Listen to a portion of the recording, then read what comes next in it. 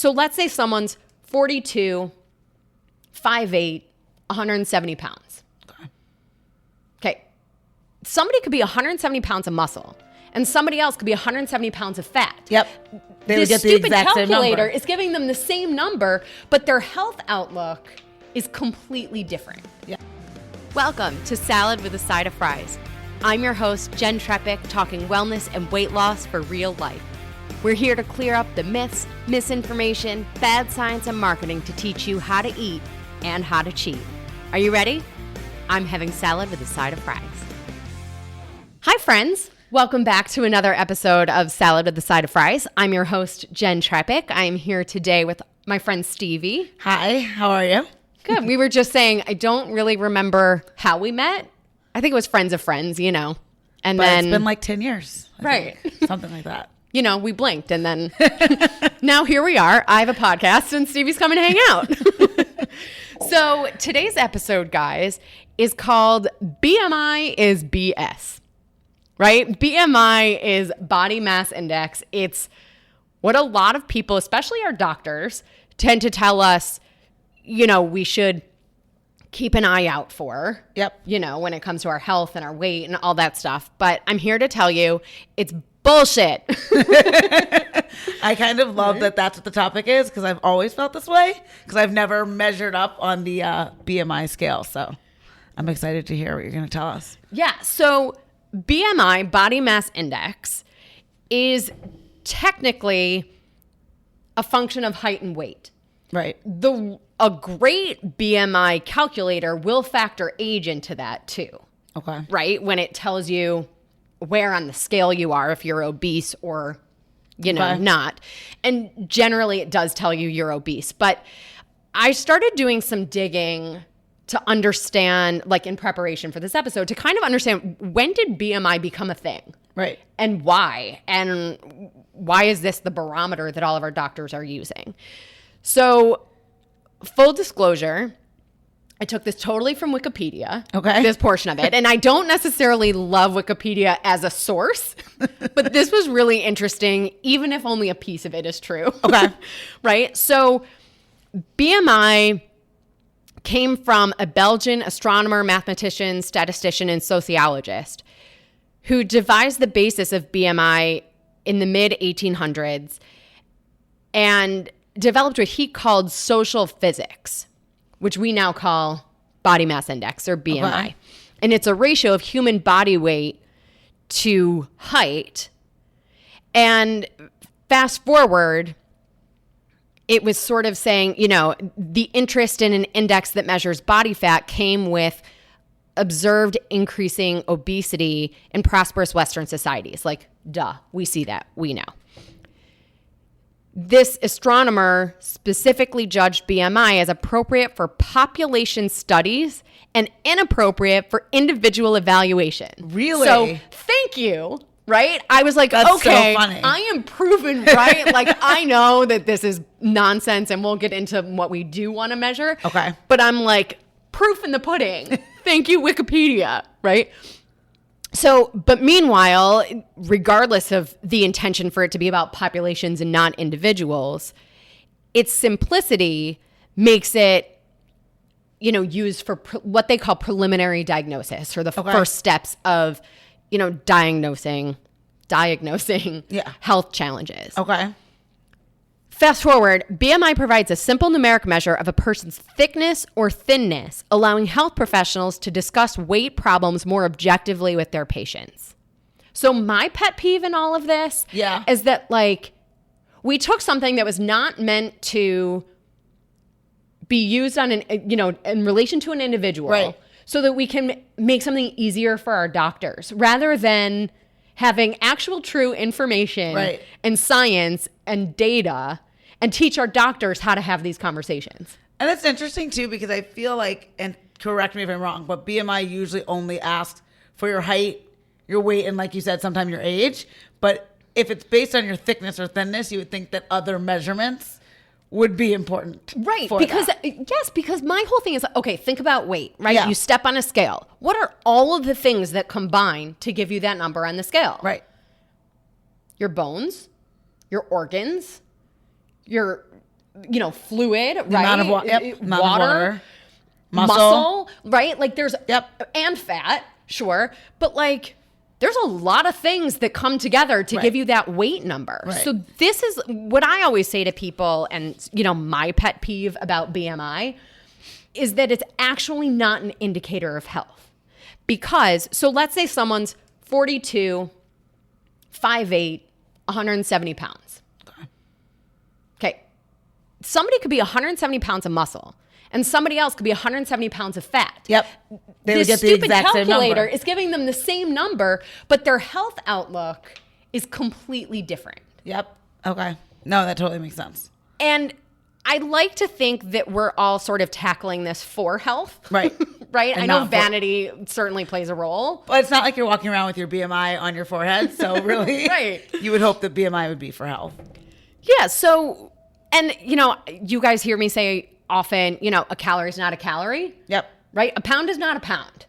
A pound of muscle, a pound of fat, a pound of organs, a pound of water, like they're doing different things in your body, but all the same, all are 1 pound on the scale. Correct. So BMI cannot be our barometer. Right. Right? Yeah. So what is? Yes. So what would you, that was exactly what I was going to ask, is what would you recommend as a better measurement for how you're doing from a health perspective? Yeah. So we're going to measure body fat percentage. Okay.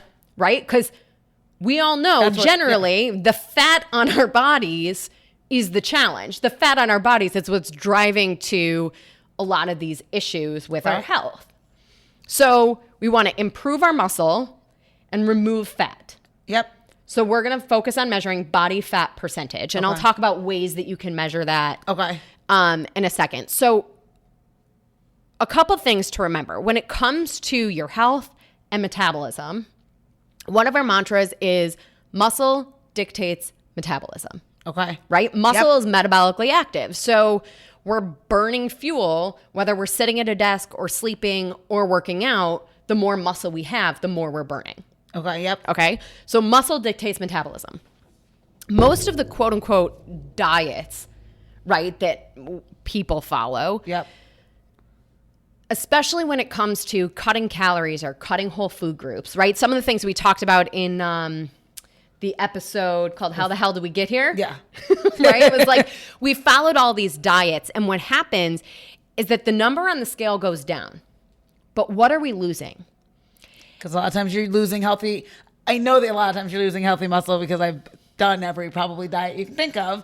But if you're not giving yourself the right nutrition and you're not giving yourself balanced workouts, if you're just running all day and drinking water and not fueling your body, you're definitely losing healthy muscle along with some fat, of course. Yeah, but like that's not the water, goal. right? Like the water, bloating, yes, that's good. Let's get rid of it. Yeah. But the muscle is the complete opposite of what we want to be getting rid of. And what happens is like when you're in that starvation response because we've cut calories or whole food groups or whatever it is, your body is like, I got to survive. And it uses that wasn't English. It uses your muscle as fuel. And that's how we're losing muscle. And is that, and I'm not sure. I would think that maybe that's one of the reasons that people struggle with plateaus, because they've put themselves in a place where their bodies are no longer efficiently working. Right. Even though they initially saw the gratifying weight loss. Yeah, and plateaus are natural, and we have an episode coming up all about plateaus. Yeah. But it's a piece of it too, right? Depending on how you've been losing your weight. Right. And what weight you're losing, right? But so when we lose this weight as water and muscle, because we're following a nutrition plan that realistically is not sustainable, right? Mm-hmm. So eventually we go back to different eating habits. Right. And now we're gaining that weight back again, right? This is that yo-yo cycle that so many of us have had. Yep. Right? You smile and you laugh. Done that. Right. Yeah. So, but what happens is now that we're back on these old eating habits, but we have less muscle on our body to be burning the food that we're now back to eating. We're even less equipped to do so. Exactly. So while you might be the same number on the scale that you were before, by body composition, your body's actually fatter than you were at the same weight. Right. Which is why sometimes you're like, I've been this weight before, but I don't look like this at this Or weight. I don't fit into the pants that I fit into the last time I was this weight. Exactly. So, and just so you guys are aware too, the typical, like your typical diet programs, on top of losing weight as water and muscle, in terms of our health, they can lead to blood sugar issues, cardiovascular issues, neurological changes, hormonal changes, metabolic changes, right? It really wreaks havoc all over our body. So muscle dictates metabolism. Right. We're going to focus on building muscle and removing fat. Okay, so how do we measure body fat percentage? Yes. There's a couple different ways. I like a scale, so like you can buy a scale that measures body fat percentage. So I have a scale that does that. Why does that work?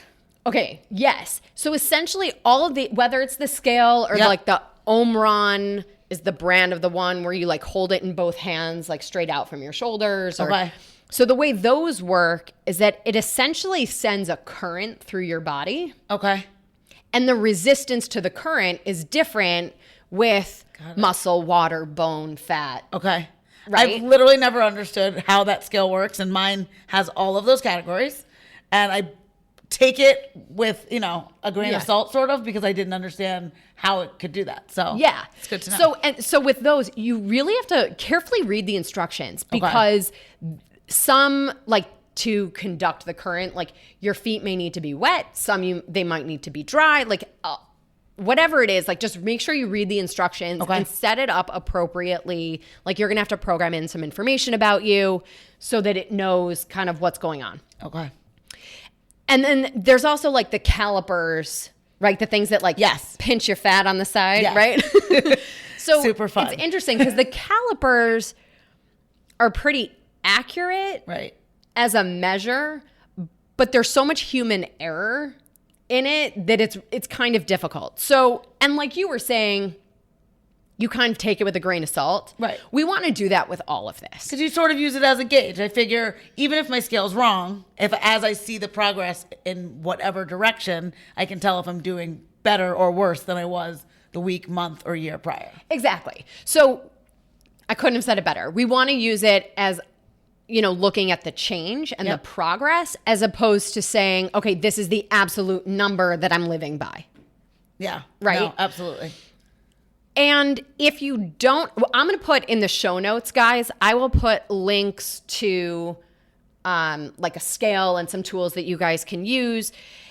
There's also hormones that can help us burn fat as fuel and focus on this. But for now, to keep it simple, BMI is BS. Measure body fat percentage, get the scale, check the details, and I'll send you, I'll put the link up there in the show notes.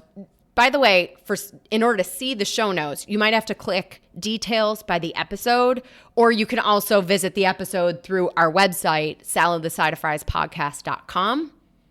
And I mean, you could also just DM me on Instagram. I'm at Jen Trepeck, JenTrepeck. I promise you, I'll send you the link. Just give me a minute. Like, I'll get to everybody. It just might not be in 4 seconds.